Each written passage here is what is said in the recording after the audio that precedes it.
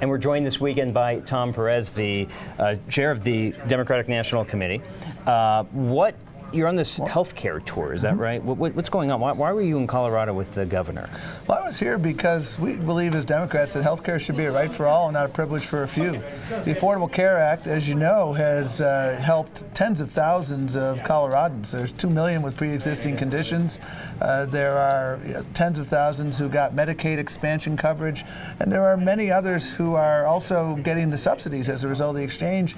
And the effort to repeal was just unconscionable. And yes, we have been able to fend it off, but there's more work to do. So we're traveling the country to make sure that people keep fighting and keep talking to your senators if you can find them here in Colorado. Cory Gardner seems to be elusive, but health care should be a right for all, not a privilege for a few. And we need to fix the Affordable Care Act and make it better, but we can do that. Let's do it in a bipartisan way. There's so many different directions I can go after that. Let's start with bipartisan way. Who from the Democrats has gone across to Speaker Ryan or to Senator McConnell and said, here is what we would like to see in some sort of compromise, let's talk? Who's doing that? Sure, in the Senate it starts with Chuck Schumer, and here are some ideas.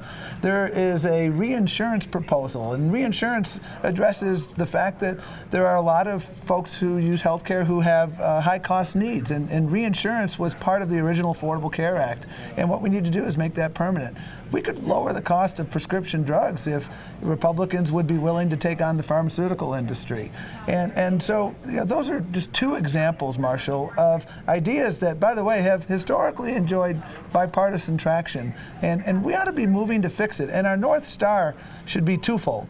Number one, do no harm to the people who've already benefited. So in other words, leave Medicaid alone.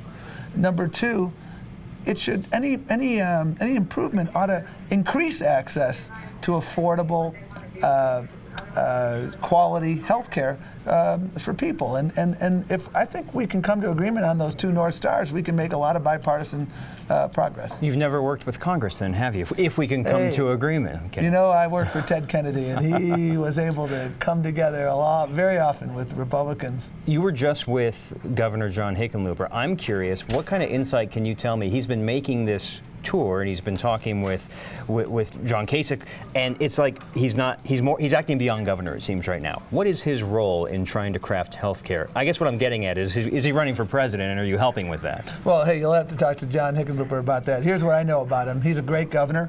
2.3 unemployment rate in Colorado, the lowest unemployment rate in the country, and the action is in governors' mansions across America on health care implementation. And there are Republican and Democratic governors who went to the Senate and to Speaker Ryan and Leader McConnell and said, you can't do this to Medicaid. And John Hickenlooper has been a leader throughout, and he's trying to build bipartisan consensus because that's how we need to get this done. And when we considered the original Affordable Care Act in the Senate, there were over 100 amendments that Republicans offered that Democrats accepted. We can do this, and John Hickenlooper is trying to help lead that effort, and I applaud those efforts. Governor Hickenlooper went to Washington, D.C. and spoke with John Kasich a month ago. They just did an interview together recently on Sunday Morning Show. Could you see a bipartisan ticket in 2020?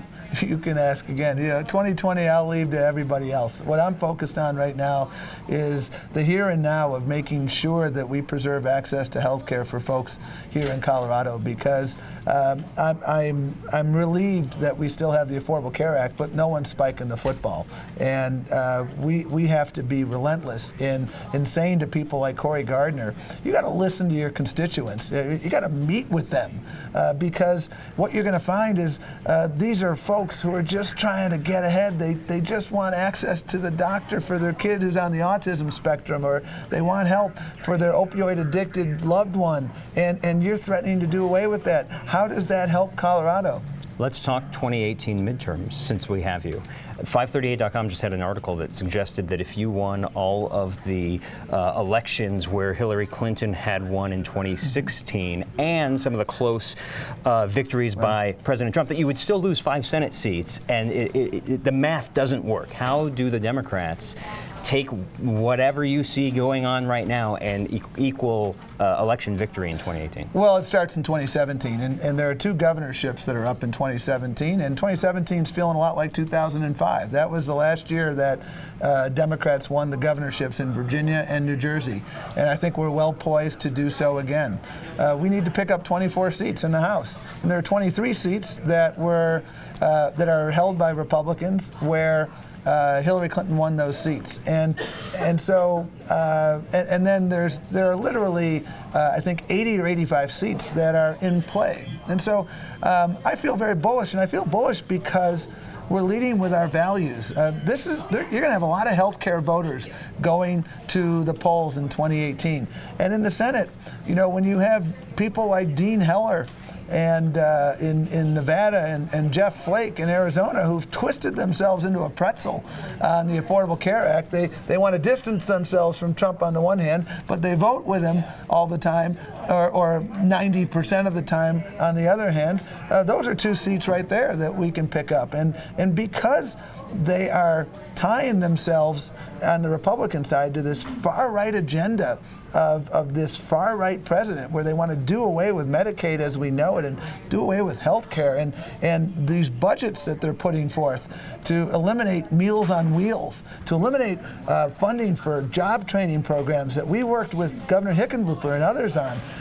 The voters are starting to see that the change that's being brought about from Washington is not change for the better. And I think Democrats in states like Virginia and New Jersey, and then in these Senate races, I think we have a real shot in 2018. So I want to bring up, we were talking about Washington right there and the president. In a previous interview that you did with Kyle Clark here last year, I just want to play an excerpt from that.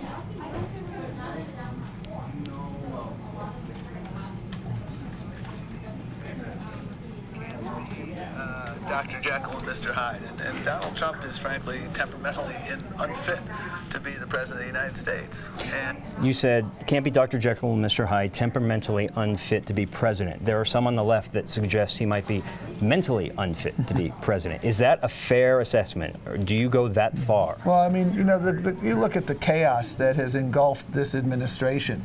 If somebody in the White House survives 6 weeks, that's cause for celebration. And when your whole method of operation is chaos and uncertainty, whether it's sabotaging or trying to sabotage the markets in the Affordable Care Act, denigrating entire communities, pitting one community against another.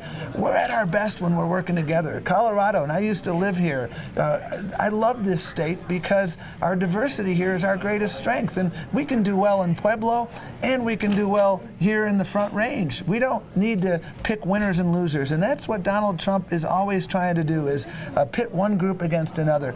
We're here as Democrats fighting for good jobs and a bright future for everyone, public education that people can be proud of, and they're all out there undermining these basic tenets, and his lack of any sort of conviction other than himself is I think becoming very obvious. People are getting tired of the chaos that emanates from this White House. As head of the DNC, do you condone those on the left that suggest he's mentally unfit to be president? Well, listen, I'm not a doctor. I can't make diagnoses.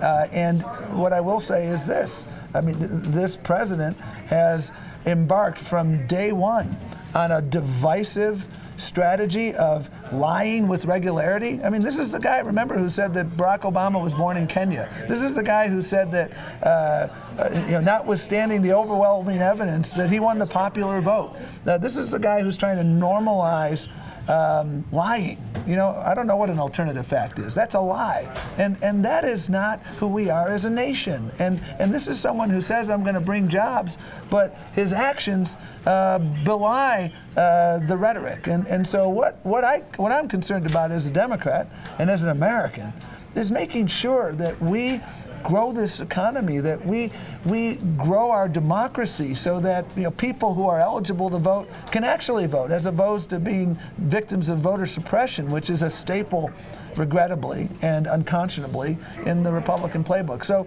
we're going to keep fighting for our values, and health care is one of them. And people are, I think, really starting to understand with clarity the differences between Donald Trump and the Republicans like Cory Gardner that he's working with, and the Democratic Party. I want to wrap with being in a Bernie Sanders leaning state, at least during the caucuses here in Colorado. Many of his supporters see the DNC as a wall against that type of candidate. What can you do to assure that that same kind of thinking, what we found out in WikiLeaks, isn't still going on at the DNC? Well, we lead with our values every day, and the best example of this, Marshall, was the most recent primary in Virginia, where you had two candidates. One was supported by Senator Sanders, one was supported by Terry McAuliffe and Tim Kaine and Mark Warner.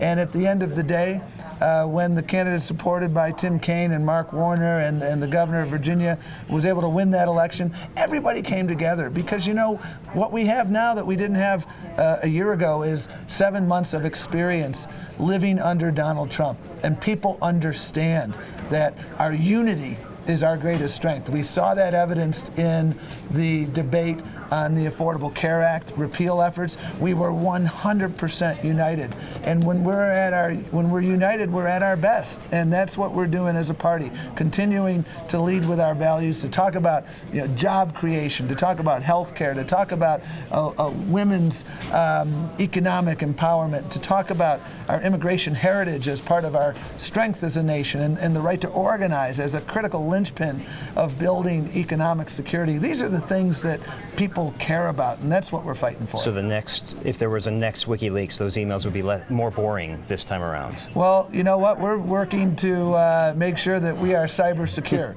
and so we hope that there will not be a next WikiLeaks. Tom Perez, thanks for joining us. Head of the DNC. Good to be here.